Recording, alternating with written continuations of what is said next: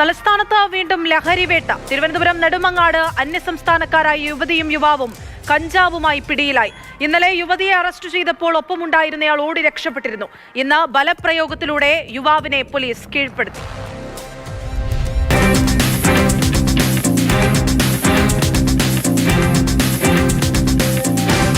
കരകുളം ഏണിക്കര ഭാഗങ്ങളിൽ കഞ്ചാവും മറ്റ് ലഹരിമരുന്നുകളും എത്തിക്കുന്ന സംഘത്തിലെ പ്രധാന കണ്ണികളാണ് പിടിയിലായത്.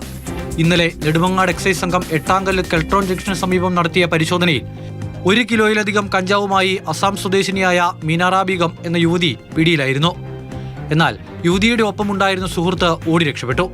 പ്രദേശത്ത് വ്യാപകമായ പരിശോധന ഇന്നലെ നടത്തിയെങ്കിലും പ്രതിയെ കണ്ടെത്താൻ കഴിഞ്ഞിരുന്നില്ല. മുജീബ് എന്ന് വിളിക്കുന്ന മുജീബുൾ റഹ്മാനാണ് രക്ഷപ്പെട്ടത്.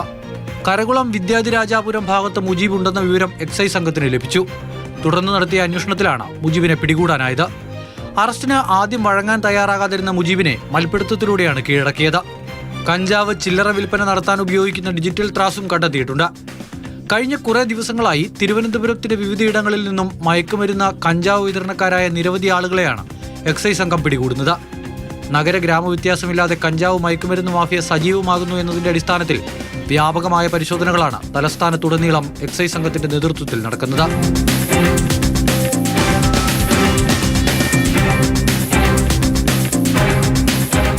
മാതൃഭൂമി ന്യൂസ്, തിരുവനന്തപുരം.